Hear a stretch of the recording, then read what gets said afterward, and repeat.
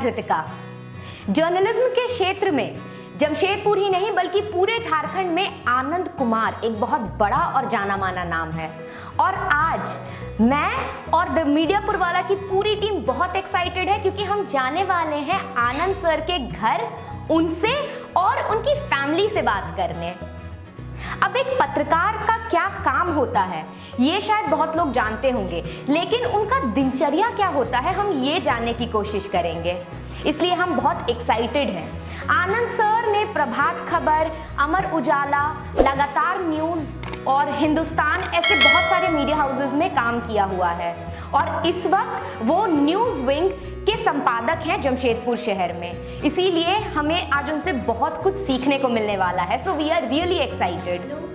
फिलहाल हम अभी खड़े हैं आनंद सर के घर के बाहर, क्योंकि एक पत्रकार की पूरी लाइफस्टाइल बाकी किसी भी ऑक्यूपेशन में रह रहे इंसान से काफ़ी अलग होती है, तो जाहिर सी बात है कि इसका असर उनके परिवार पर भी पड़ेगा। तो आइए हम जानते हैं, हम मिलते हैं उनकी वाइफ से, कादम्बिनी जी से और उनके बच्चों से, और जानते हैं कि एक जर्नलिस्ट की फैमिली की क्या ज़िंदगी होती है, उनका डेली रूटीन क्या होता है। आइए उनसे बात करते हैं।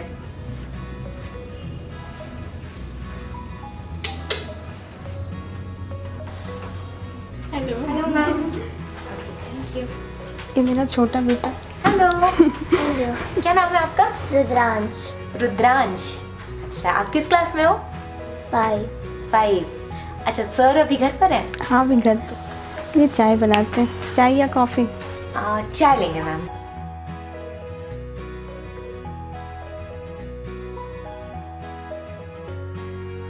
ये लाइक होता है कि लेडीज का फेवरेट प्लेस। फेवरेट। यहाँ पूरा कंट्रोल अपने हाथ में होता है। नहीं, अब मेरे बच्चों का हाथ में है। बच्चों के हाथ में। मेरी दोनों बेटी खुद से बहुत कुछ बनाती है, पिज़्ज़ा, पास्ता, केक। ओके। इसलिए आधा 50% मेरा है, 50% बच्चों का है। तो मैम आप हाउसवाइफ ही हैं? यस। और शादी को कितने वक्त हो चुके हैं? 16 साल। 16 साल। ओके। अच्छा मैम, ये बताइए, जब शादी फिक्स हुई थी तो जो दूर के अलग अलग रिलेटिव्स होते हैं उन्हें जब पता चला कि पत्रकार से शादी फिक्स हुई है तो कैसा रिएक्शन था उनका? पत्रकार से ज़्यादा पहले पूछे लड़का कैसा है, तो जो इनके बारे में जानता था वो हमेशा पॉजिटिव ही बोलता था। तो एक भैया का भी, पापा का भी कहना था कि अगर साथ में पार्टनर अच्छा हो तो अच्छा टाइम कट ही जाता है बस। हम लोग को भी पहले से पढ़ने का था तो रात में जागने का था, तो वो कोई इशू नहीं हुआ। ऐसे तो ये आते थे बहुत लेट से, कभी 2:30 बजे, कभी 3 बजे, कभी 4 बजे भी। इसका कोई फिक्स टाइम है नहीं। कभी न्यूज़ आ गया, पहले तो 9 बजे से भी लैपटॉप लेके बैठ गए, बनाते बनाते 11 बजे तक ही बैठे हुए, फिर रेडी हुए गए। कभी नई न्यूज़ है तो पहले भी निकल गए, तो कोई फिक्स नहीं है। जैसे कभी रात को 1 बजे तक भी न्यूज़ बनाते रह जाते हैं, तो कोई फिक्स टाइम है ही नहीं। हाँ, अभी 2 साल से जो कोविड हुआ है तो थोड़ा फ़र्क पड़ा है कि बच्चे को स्कूल जाना नहीं है, तो चलो पापा घर में है तो 11-12 बजे तक बैठ गए, या कभी कुछ मूवी है तो वो देख लिए। तो अभी थोड़ा शेड्यूल हुआ है चेंज। और हम लोग दोनों का रूटीन जैसे ये चलते हैं, अगर न्यूज़ बना रहे हैं तो बैठे हैं, कभी नींद आया तो चलो सो गए। तो ऐसा कुछ फ़र्क नहीं पड़ा।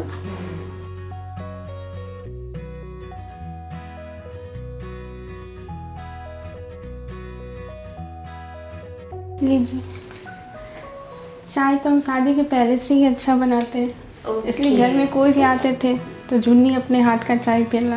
जुन्नी आपका पेट नेम है? Pet name.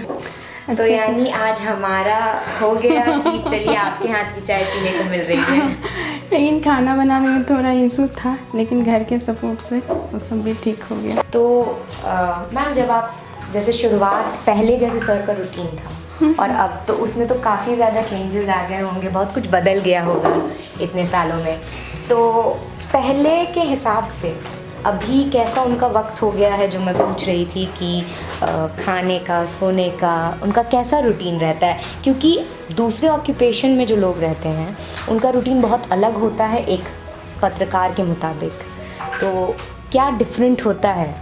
प्रिंट मीडिया में तो बहुत ज़्यादा डिफरेंट होता है, क्योंकि आप घर से काम कर नहीं सकते, तो इसलिए उनका टाइमिंग था शाम को जाने का, करीब 6 बजे 5:30 बजे ऐसे। कभी कुछ ब्रेकिंग न्यूज़ आ गया तो पहले भी जाना है। इलेक्शन रहता था तो 12 बजे से लेके वो 2:30-3 बजे रात को आते थे, तो कोई टाइम फिक्स नहीं था। अभी पोर्टल है तो चलो घर से भी काम कर लेते हैं, कभी न्यूज़ आ गया रात में भी आ गया 12 बजे तो वो भी कर दिए। लेकिन प्रिंट मीडिया में तो आपको ऑफिस ही जाना है, तो जब कॉल आया या फिक्स टाइम था वो 6 से या 2:30-3 बजे के करीब आते थे रात में। तो टिफ़िन भी लेके जाते थे उस टाइम में, क्योंकि उतने रात में आके फिर खाना पॉसिबल नहीं था, तो टिफ़िन लेकर जाते थे। तो मैम ये बताइएगा कि जब ऐसा रूटीन हो, कुछ फिक्स तो नहीं रहता है, तो ऐसे में सर किस तरीके से आपको बच्चों को टाइम देने की कोशिश करते हैं? कभी ज़रूरत ही नहीं पड़ा कि बच्चों को टाइम देना है, चाहे आप नहीं दे रहे हैं, कुछ वैसा फीलिंग ही नहीं आया अभी तक। जब वो घर में रहते हैं तो बच्चा उनके साथ रहता है, और संडे हम लोग का बस एक चीज़ था, शुरू से संडे इवनिंग बाहर निकलना फिक्स है। तो बच्चा उसी में 1 वीक रहता था कि हम लोग को संडे जाना है। अच्छा, तो आपको क्या लगता है कि बच्चे आपसे ज़्यादा क्लोज हैं या फिर सर से? मम्मी से कोई बच्चा क्लोज नहीं होता है, क्योंकि डेली रूटीन में मम्मी के साथ उसका डेली होता है खाओ उठो ब्रश करो, और पापा तो कूल होते हैं, चलो पापा घुमाना है, ये करना है, पापा को आइसक्रीम। अच्छा, तो मैम सर ने जैसे चुनाव भी कवर किए हैं पूरे अपने तरीके से, तो उस दौरान कैसा माहौल रहता है?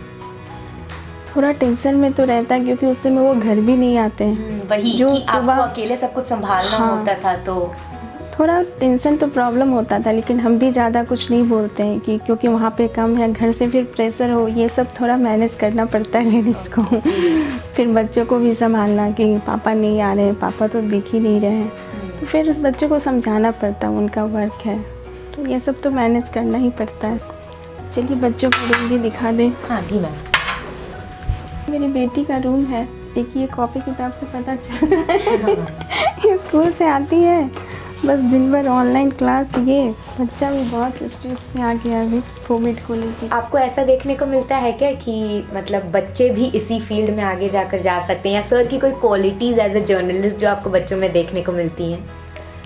मेरा दोनों बेटी में स्टोरी लिखने का बहुत अच्छा है, बस वो भी निकालती नहीं है, बस लिखती है। वो लोग ऑनलाइन कुछ लिखती है डालती है, लेकिन बताती नहीं है अभी, वो लोग को लगता है कि नहीं। हाँ, बस मेरा आयरन में बच्चों का ड्रेस हम आयरन कर लेते हैं। हाँ, सर का कपड़ा तो बाहर से करवा के लाते हैं। अच्छा, ये मेरे डेली रूटीन में आता है।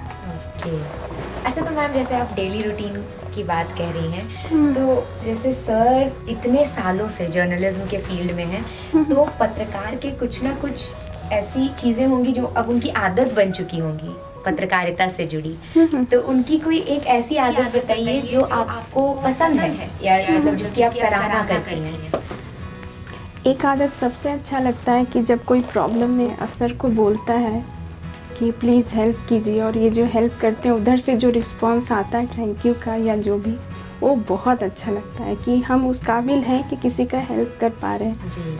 तो वो भी ये जर्नलिज्म से ही है। अगर दूसरे फील्ड में रहते तो शायद वो इनका वो टर्म नहीं रहता या कुछ नहीं रहता। इनका बिहेवियर ऐसा है कि जो एक बार बात कर ले, जान पहचान हो जाए, वो लंबा टाइम चलता है। कभी भी उससे जो हेल्प मांगते हैं वो कर ही देता है, अगर वो सही है तो।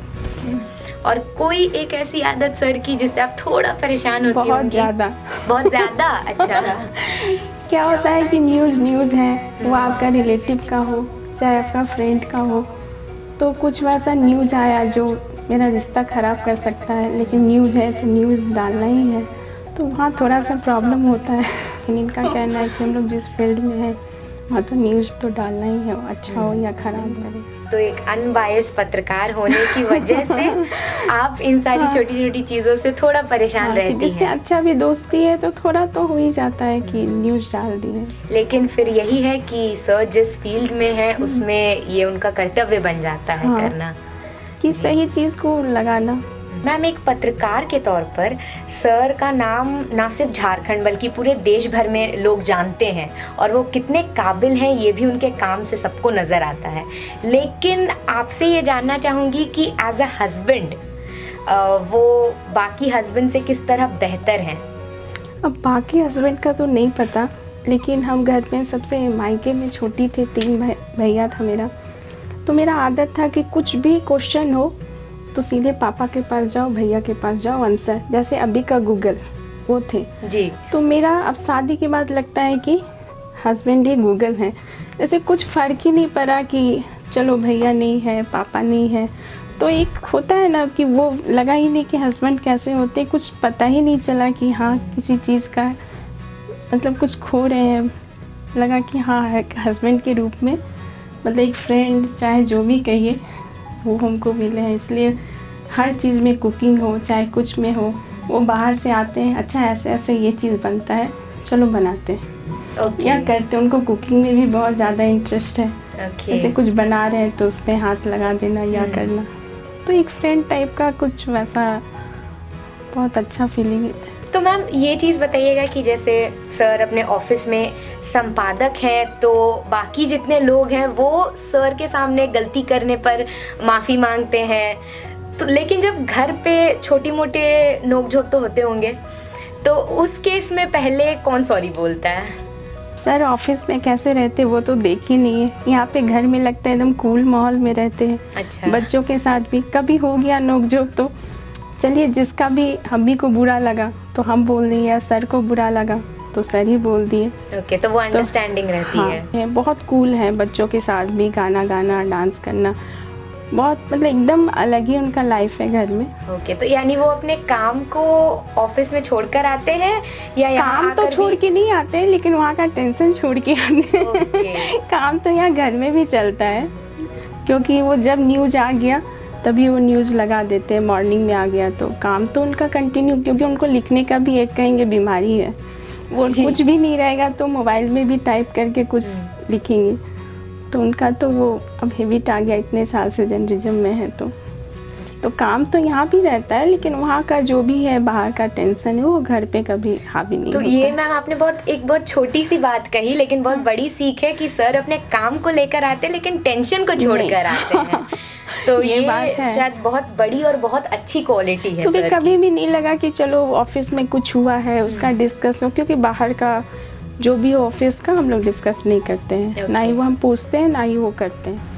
वैसे तो एक पत्रकार का काम कभी भी पूरी तरीके से खत्म नहीं हो पाता, लेकिन फिलहाल के लिए आनंद सर का काम खत्म हो चुका है और वो फ्री हो चुके हैं। तो चलिए आइए उनसे बात करते हैं।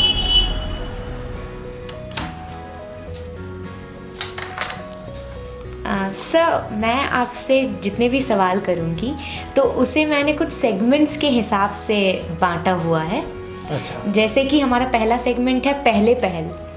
इसमें हम आपके पूरे करियर से जुड़े जो फर्स्ट एक्सपीरियंसेस होते हैं वो बहुत खास होते हैं, तो उनसे जुड़े कुछ सवाल मैं आपसे पूछना चाहूँगी।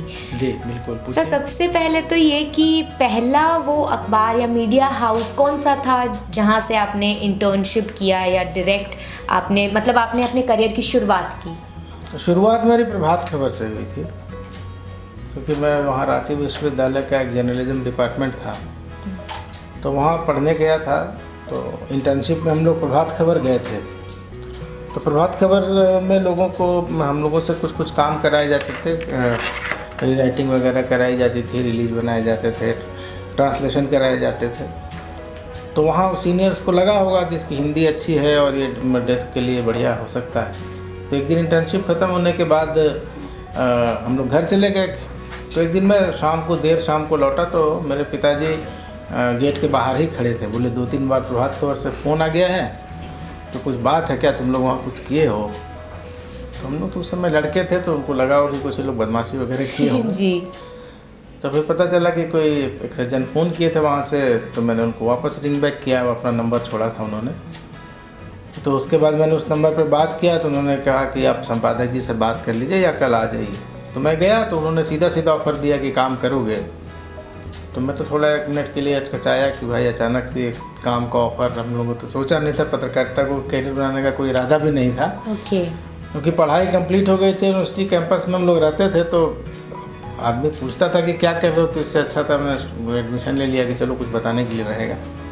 तो जॉब का ऑफ़र आया तो हम लोगों ने सोचा कि भाई इसको करते हैं, जब तक कहीं कुछ होता नहीं है कम से कम एक्सपीरियंस करके देखा जाएगा। इस तरह से शुरुआत हो गई। पहली सैलरी 1800 रुपये मिली थी, मतलब बात हुई थी, और 1500 रुपये मिली थी। और ये कब की बात होगी सर? ये 1996 की बात। मतलब इस फील्ड को ज्वाइन करने से पहले आपने क्या सोच कर रखा था कि आप क्या करेंगे आगे? देखिए वो दौर ऐसा था कि 90 का दौर था, मंडल कमीशन उस समय चल रहा था। मैं दिल्ली गया था पढ़ाई करने, अनफॉर्चुनेटली वहाँ नहीं रह पाया, उस समय माहौल वैसा नहीं था। फिर लौट के रांची विश्वविद्यालय से पीजी किया। नौकरियाँ बड़ी कम थी उस समय में। सरकारी नौकरी सबका सपना होता था कि सरकारी नौकरी करेंगे, लेकिन नौकरियाँ भी नहीं थी। और हम लोग 5 भाई बहन थे, पिताजी सरकारी नौकरी करते थे, लेकिन अब 5 भाई बच्चों को पालना ही अपने आप में बहुत टफ काम होता है। तो था कि चलो कुछ करेंगे, लेकिन ये मौका मिल गया और एक बार आदमी अखबार के या मीडिया हाउस के दफ्तर में चला जाता है, फिर वहाँ से वो निकलने जब तक समझ में आता है कि यहाँ से निकलना चाहिए, तब तक बहुत देर हो चुकी होती है, क्योंकि आपको उस चीज़ की आदत पड़ जाती है। फिर वो लोग बात पहचानने लगते हैं, थोड़ा रिकग्निशन मिलने लगता है। तो फिर वो इस तरह से मेरी भी शुरुआत हुई, फिर मैं भी रह गया उसी में। जी, तो जैसे आपने कहा सर कि फिर धीरे धीरे रिकग्निशन मिलने लगती है, तो क्या आपको याद है कि कोई पहली स्टोरी आपकी जो या कोई खबर जो आपने दी हो और उसके बाद से आपको रिकग्निशन मिलना शुरू हुआ? देखिए मेरी शुरुआत डेस्क पर हुई थी। एक तो शुरुआत जब हुई थी तो उस समय थोड़ा बिजनेस के पत्रकार कम मिलते थे, तो मेरी थोड़ी हिंदी इंग्लिश में थोड़ी पकड़ ठीक थी। तो मुझे बिजनेस वाले कार्यक्रमों में भेज दिया जाता था। वो ज़माना ऐसा नहीं था कि जैसे अभी वर्ड में टाइप करके लोग भेज देते हैं या मोबाइल पे खबर आ जाती है, आप सिर्फ उसको सुधार के लगा देते हैं। वैसी नहीं थी। वो बाकायदा हाथ पे लिख के आता था या फैक्स से आता था। तो आपको उसको कागज़ पर रीराइट करना पड़ता था, फिर वो कंपोजिटर कंपोज करता था, फिर सब वो बहुत लंबा प्रोसेस होता था।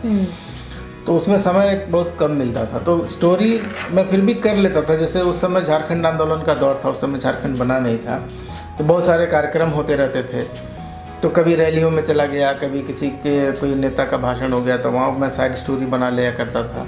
तो इस तरह से मैंने 2-3 अच्छी स्टोरी भी की थी। जैसे एक बार आर.के. आनंद नाम के एक सांसद यहाँ बाद में, उस समय कांग्रेस के नेता थे, तो शिबू सोरेन की एक बहुत बड़ी रैली थी। तो आर.के. आनंद पहली बार उस मंच पर इंट्रोड्यूस किए गए थे। छोटे कद के थे, सफ़ेद कपड़ा पहनते थे और उनकी सफ़ेद हिटलर कट मूंछ थी। रांची में जो लोगों स्थानीय भाषा में लोगों ने पूछा कि चरका मूंछ वाला कौन है, मतलब सफ़ेद मूंछ वाला आदमी कौन है। तो उस पर मैंने एक छोटी सी साइड स्टोरी बनाई थी, वो काफ़ी चर्चित रही थी। इस तरह के बहुत सारे वाक़यात हैं। डेस्क पर रहते हुए भी मूलतः लिखने में मेरी रुचि रही, तो मैं लगातार कुछ न कुछ राजनीतिक विश्लेषण लिखता रहा, या कुछ खबर दिख गई तो लिख देता था, तो वो मैं लिखता रहता था। बीच में थोड़ा मैंने ट्रैक चेंज करने की कोशिश की थी। मैं जब हिंदुस्तान जमशेदपुर में, जब यहाँ का मैं इंचार्ज था, संपादक था यहाँ, तो उसके बाद यहाँ से मुझे कुछ कारणों की वजह से छोड़ना पड़ा। मेरा कहीं ट्रांसफ़र हो गया था, मैं पारिवारिक कारणों से जाने में समर्थ नहीं था उस समय में। तो फिर मैंने यहाँ छोड़ दिया। तो यहाँ पर एक निजी कंपनी थी, तो उसमें मुझे कॉर्पोरेट कम्युनिकेशन हेड की नौकरी मिल गई थी। तो 5 साल मैंने वहाँ काम किया। तो खैर वहाँ भी पत्रकार आदमी बोलता तो कहीं ना कहीं से जुड़ा ही रहता। तो उस कंपनी में भी एक CSR की मैगजीन छपती थी, मैं उसको निकालता था। उसमें चुनाव के समय में एक राजनीतिक व्यक्ति से मुलाकात थी। उन्होंने कहा कि आप हम लोगों के साथ चुनाव आ रहा है, तो कुछ मदद करेंगे हमारी तो अच्छा रहेगा। तो मैंने उसको भी देखा कि एक नया फील्ड है, उसको भी ट्राई करते हैं। तो मैं उनके साथ भी रहा, बाद में उससे जनमंत्री बन गए। जी, तो सर जैसे आप पत्रकारिता के इस माहौल को देख चुके थे और उसके बाद फिर आपने दूसरे फील्ड में जाकर भी अनुभव लिया, तो ये जो चेंज आया, इससे आपको क्या देखने को मिला? तो मुझे तो एक विधानसभा चुनाव देखने का मौका मिला। पत्रकार के रूप में तो आप जगह जगह आपके सोर्सेज हैं, आपके रिपोर्टर्स हैं, वहाँ से सूचनाएं आप इकट्ठा करते हैं। लेकिन एक ऐसा चुनाव था पिछला, जिसमें मैंने काफ़ी नज़दीक से देखा था, और बहुत कैसे समीकरण बदलते हैं, कैसे समीकरण बनाए जाते हैं, कैसे नारे गढ़े जाते हैं, कैसे मास मीडिया का उपयोग किया जाता है चुनाव में लोगों को प्रभावित करने के लिए। इन सारी चीज़ों को हम लोगों ने नज़दीक से देखा। मैं कहीं ना कहीं उसका हिस्सा भी रहा। तो ये एक अलग चीज़ है, क्योंकि आप ग्राउंड में मतदाताओं को, नेताओं का जो अपना ट्रेडिशनल तरीका है चुनाव का, उसके साथ अब ये सोशल मीडिया और ये हाईटेक जो चुनाव प्रणाली आ गई है जी, तो वो उन दोनों का कॉम्बिनेशन कैसे, क्योंकि आजकल का जो यूथ जो है एज ए वोटर भी, उसके पास समय नहीं है कि वो खड़े होकर भाषण सुनेगा किसी। जी, हमें सब कुछ बिल्कुल क्विकली चाहिए होता है। उसको एक लाइन में मीम्स में समझाना होगा जी, उसको 1 लाइनर सोशल मीडिया पे देना होगा। तो ये सब चीज़ों को इस बार हम लोगों ने इंट्रोड्यूस किया और ये काफ़ी इफेक्टिव भी रहा था। और अब तो हर जगह वही चल रहा। अब तो नेता भी आते हैं तो भाषण में लोग भीड़ भर के ले जाई जाती है अलग चीज़ है, लेकिन बाद में उन्हीं भाषणों का मीम चलता है, लोग उसको देखते हैं और उसी पर प्रतिक्रिया भी करते हैं। जी सर, इसके बाद हमारा जो नेक्स्ट सेगमेंट है वो है कोई एक, जिसमें हम आपसे जानना चाहेंगे कि आपके पूरे करियर में कोई खास ऐसे इवेंट्स जिन्हें आप, जो आपके लिए बहुत ज़्यादा मेमोरेबल हैं, तो कोई एक ऐसा वाक़या आपके पूरे अब तक के करियर का जो आपके लिए सबसे खास रहा। 25 साल के करियर में से बहुत सारी घटनाएं रहीं, लेकिन एक तो हम लोगों के सामने हम मतलब मेरे न्यूज़ रूम में रहते घोषणा हुई कि झारखंड अलग राज्य बनेगा। उस समय अटल बिहारी वाजपेयी प्रधानमंत्री थे, तो एक काफ़ी लंबी मांग थी और हम लोग बचपन से झारखंड आंदोलन को देखते थे, तो एक वो अपने आंखों के सामने हमने देखा, तो वो एक बड़ी घटना थी। अमेरिका पर जो आतंकवादी हमला हुआ था वो 9/11 का, वो एक बड़ी घटना थी। अभी 26/11 में वाला जो हुआ था मुंबई पे अटैक, संसद पर अटैक, ये सब बड़ी घटनाएं थी जो जिनका गवाह मैं न्यूज़ रूम में रहते हुए बना था। तो ये सब घटनाएं मुझे अभी भी याद हैं। और उस समय क्या माहौल होता था, न्यूज़ रूम में भागा भागी होती थी, लोग तुरंत खबरें बना रहे हैं, लगा रहे हैं, एडिशन छूट रहे हैं। तो ये मेरे लिए बड़ा तेज है। और सर कोई दिन आपको याद है जो मतलब बहुत बुरा बीता हो या उस मुताबिक नहीं बीता हो जैसा आप चाह रहे थे? नहीं, देखिए पत्रकार के रूप में कोई वैसा कुछ नहीं होता है कि दिन अच्छा या दिन बुरा। आपको वहाँ न्यूज़ रूम में बैठ कर समाचारों के साथ रहना है, तो उसमें दिन अच्छा बुरा का कुछ नहीं होता है। एंड ऑफ द डे आपको एक प्रोडक्ट बनाना है। अगर आप इलेक्ट्रॉनिक चैनल में हैं तो आपको एक बड़ी खबर देनी है, या अखबार में है तो आप एक अखबार ऐसा बना के दो जो सुबह पाठकों के पास जाए तो उसे पढ़ें। तो इसमें वही रोज़ का चैलेंज है, इसमें कोई दिन अच्छा बुरा नहीं होता। आप ये सोच के नहीं बैठ सकते कि आज दिन बुरा गया तो आज मैं कुछ नहीं करूँगा या मैं आज छोड़ देता हूँ, तो आपके सामने वो रास्ता ही नहीं छोड़ जी, तो आपको करना ही है। तो इसलिए इसमें दिन अच्छा बुरा जैसा कुछ नहीं होता है। पत्रकार के लिए कोई हर दिन अच्छा होता है। जी सर, जब आप इस फील्ड में आए थे उस वक्त किसी एक यंगस्टर के लिए पत्रकारिता के इस फील्ड में कितने अपॉर्चुनिटीज़ थे और आज आपको कैसे अपॉर्चुनिटीज़ देखने को मिलते हैं? नहीं, जब हम लोग आए थे उस समय अपॉर्चुनिटीज़ काफ़ी कम थी, क्योंकि मीडिया बहुत छोटा था। अभी जैसे इलेक्ट्रॉनिक मीडिया का विस्तार है, इतना इलेक्ट्रॉनिक मीडिया नहीं था।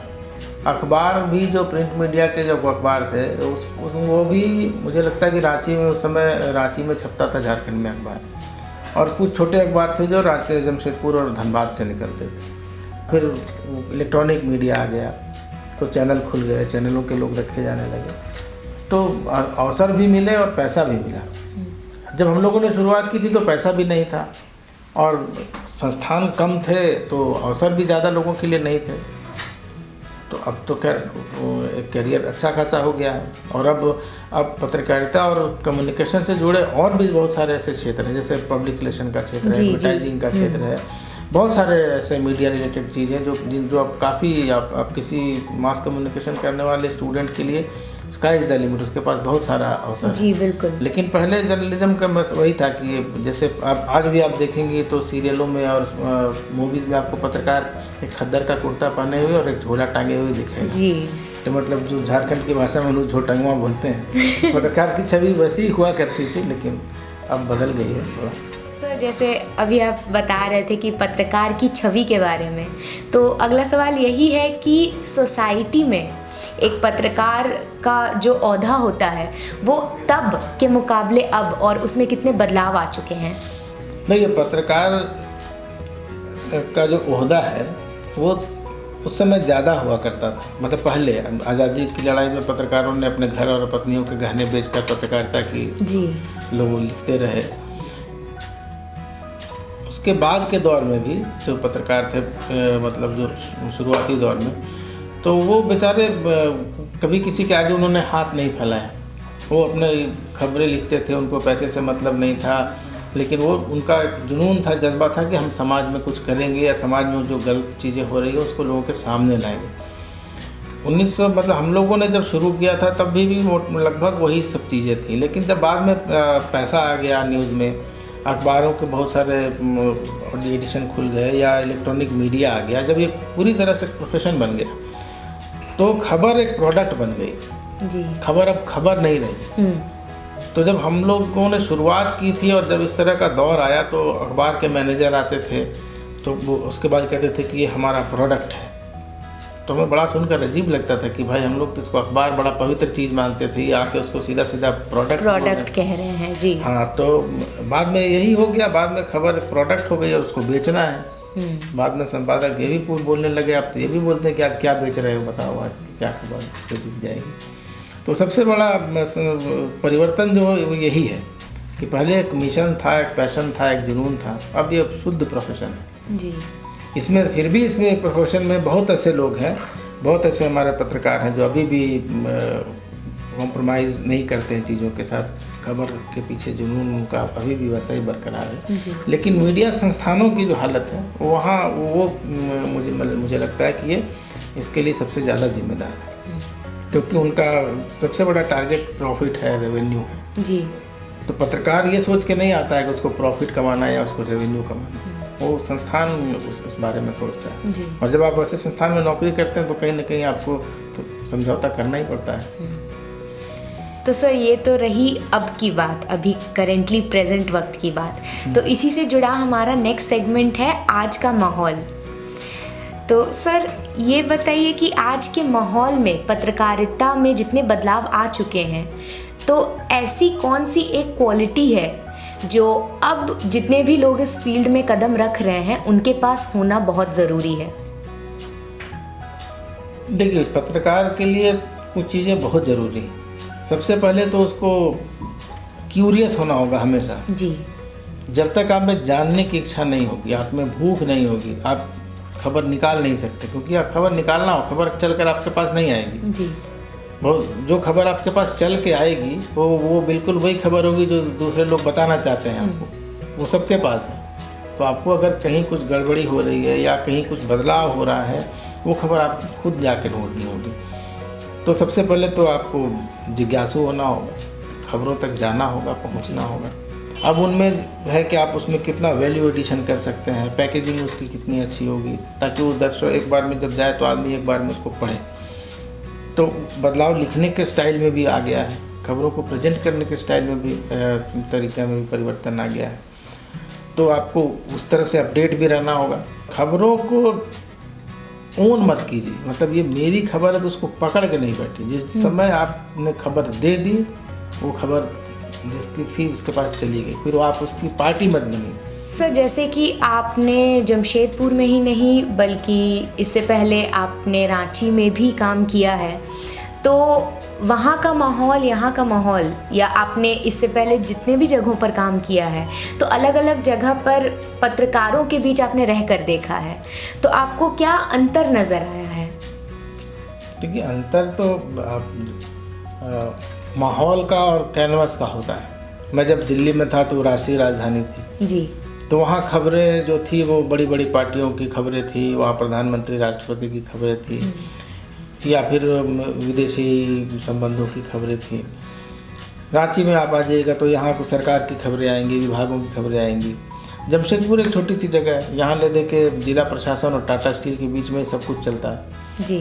तो हर जगह जितनी बड़ी होगी आपके पास हाथ पैर फैलाने का उतना ज़्यादा मौका होगा, जितनी छोटी जगह होगी उतने कम मौका होगा। तो यहाँ पत्रकार के लिए चैलेंज कभी कम नहीं होता है।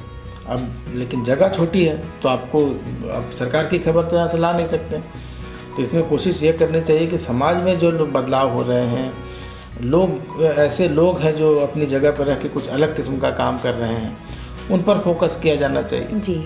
तो यहाँ भी जमशेदपुर भी खबरों के लिहाज से बहुत समृद्ध जगह है। यहाँ आसपास बहुत सारी जनजातियाँ हैं, बहुत ऐसे प्रतिभावान लोग हैं जो अलग अलग क्षेत्रों में अलग अलग बहुत अच्छा काम कर रहे हैं जी।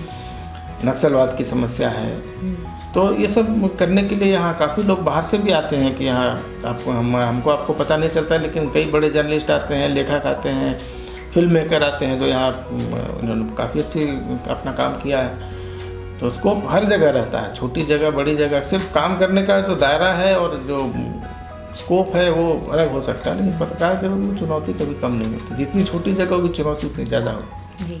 सर अभी जैसे गोदी मीडिया जो टर्म है वो काफ़ी सुर्खियों पर चल रहा है, या मीडिया को बहुत लोग बायस्ड कह रहे हैं, तो इस पर आप क्या कहेंगे? देखिए, गोदी मीडिया इस्तेमाल किया जाता है जो वैसी पत्रकारिता या वैसा मीडिया जो सरकार की भाषा बोलता है। जैसे हम लोग झारखंड में रह रहे हैं, तो यहाँ अब मान लीजिए कि अब जैसे जो देश में एक सरकार है और उससे ठीक उलट विचारधारा की सरकार झारखंड में है जी। तो अब संकट ये है कि अगर किसी संस्थान को विज्ञापन, ये मीडिया का सारा खेल ये विज्ञापनों का खेल है। अखबारों में सरकारों के पास एक हथियार हो गया है कि अगर कोई अखबार या कोई मीडिया या कोई चैनल मेरे खिलाफ लिख रहा बोल रहा है तो उसका विज्ञापन बंद कर दो जी। तो इसलिए भी बहुत सारे जो संस्थान हैं, वो छोटे संस्थान तो सर्वाइव ही नहीं कर पाएंगे अगर उनको रेवेन्यू नहीं मिलेगा। बड़े संस्थान जो हैं वो कुछ भरपाई कर लेते हैं, लेकिन मोटा मोटी वही है कि सरकारों को हथियार मिल गया विज्ञापन के रूप में और उसी का इस्तेमाल सरकारें कर रही हैं। सर, एज अ जर्नलिस्ट आप अपने इस करियर में इतने सक्सेसफुल रहे हैं, तो इसके पीछे आपकी फैमिली का क्या सपोर्ट रहा है? फैमिली का ही सपोर्ट रहा, नहीं तो भूखे मर जाएगा इंसान। जब शादी नहीं हुई थी तो माँ थी, बना के खिलाती थी, ख्याल रखती थी, टिफ़िन देती थी, टिफ़िन खाने तक का याद दिलाती थी। शादी हो गई, पत्नी 4 बजे सुबह उठ के भी रोटी बना दिया करती थी, बच्चों का उसने ख्याल रखा है। तो घर की चिंता से मैं मुक्त रहता हूँ, इसलिए बच्चे मुझे सिर्फ काम के समय खोजते हैं। जब मैं घर में रहता हूँ तो उनको मालूम है कि हम जो बोलेंगे उसको मिल जाएगा जी। तो लेकिन घर को संभालने में, बनाने में जो है वो मेरी पत्नी का बहुत योगदान जी। तो उन्हीं के बदौलत चल रहा है। हम लोगों का काम तो 24 घंटे का है। और दूसरी बात है कि पत्रकार के रूप में चुनौतियाँ बहुत आती हैं। आपके पास कभी अच्छी नौकरी रहेगी, कभी आपके पास नौकरी नहीं रहेगी, कभी आपको नौकरी रहेगी लेकिन उसमें पैसे ज़्यादा नहीं रहेंगे। तो उस हिसाब से आपका काम तो सिर्फ काम करना, जो भी थोड़ा बहुत पैसा आपको आएगा वो ला के घर में देना। घर चलता कैसे है वो मुझे नहीं पता चलता है। घर कैसे चलता है वो मेरी पत्नी ही चलाती है वही जी। सर, एक आखिरी सवाल जो इनफैक्ट हमारी पूरी टीम की तरफ से है कि जितने भी युवा हैं जो जर्नलिज्म के इस फील्ड में जिन्होंने अभी अभी कदम रखा है, जैसे हमने भी, या जो इस फील्ड में आना चाहते हैं, तो ऐसे यंगस्टर्स के लिए, ऐसे यूथ के लिए आप क्या एक मैसेज देना चाहेंगे? देखिए, मैसेज, सबसे बड़ा मैसेज यही है कि आप तटस्थ रहिए। आप एज ए पर्सन, एक व्यक्ति के रूप में आपकी विचारधारा हो सकती है जी। लेकिन पत्रकार के रूप में आपकी जो दृष्टि है वो एकदम निष्पक्ष होनी चाहिए। आप जब बोल रहे हैं या लिख रहे हैं या कुछ दिखा रहे हैं तो उससे आप जिसके लिए लिख रहे हैं उसके जीवन पर क्या असर पड़ेगा उसको आपको समझना होगा। और मैं बात से बड़ा खुश हूँ कि आजकल की पीढ़ी जो है बड़ी स्मार्ट पीढ़ी है, तो इस तरह से वो अवेयर हैं, अपडेट रहते हैं। हमारे समय में तो ऑप्शंस भी नहीं थे ज़्यादा जी। तो आप जब यहाँ आ रहे हैं, पढ़ रहे हैं, तो आप बिल्कुल सोच समझ के आ रहे हैं कि हमको क्या करना है। अच्छा, कोर्सेज भी अब इस तरह से डिज़ाइन किए जा रहे हैं कि अगर आप ठीक है हार्डकोर मीडिया में नहीं है तो आप डिजिटल मीडिया में जा सकते हैं, आप एडवर्टाइजिंग में जा सकते हैं, आप PR में जा सकते हैं, जो कि पहले नहीं था। पहले जो पत्रकार है वो उसी लकीर पे चलता था और पत्रकारिता को उस समय इतना पवित्र पेशा मानता था कि उससे अलग होने के बारे में सोचता भी नहीं था। अब आपके पास आपके पास ये स्किल है तो आप कुछ भी कर सकते हैं जी। तो इसलिए संदेश यही है कि जो भी करें ईमानदारी से करें और ये सोच के करें और ये विचार के करें कि जिसके लिए हम कर रहे हैं, ये खबर दे रहे हैं या जो भी हम अगर मीम्स ही बना रहे हैं या कोई मैसेज दे रहे हैं, तो जिसके लिए दे रहे हैं उसके जीवन पर इसका क्या अच्छा या बुरा असर पड़ेगा जी। सर, आपसे बात करके बहुत अच्छा लगा। आपकी पूरी जर्नी के बारे में हमने जाना। मुझे पर्सनली भी द मीडियापुर वाला की पूरी टीम को और हमारे जितने व्यूअर्स हैं उन सबको बहुत कुछ सीखने को मिला, बिकॉज़ ये बहुत अनयूजुअल होता है कि हम किसी पत्रकार के लाइफस्टाइल को समझें। तो इसलिए अपनी पूरी जर्नी शेयर करने के लिए हमारे साथ थैंक यू सो मच। आपका भी बहुत बहुत धन्यवाद। अच्छा लगा और मैं दर्शकों से निवेदन करता हूँ कि इस चैनल को लाइक करें, सब्सक्राइब करें और ज़्यादा से ज़्यादा शेयर करें। Bye bye bye.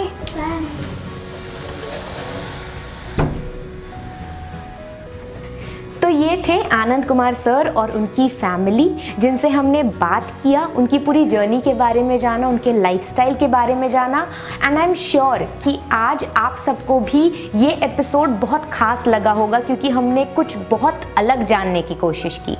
ऐसे ही यूनिक एंड इंटरेस्टिंग स्टोरीज के लिए stay connected with the media Purwala and do like, share and subscribe us.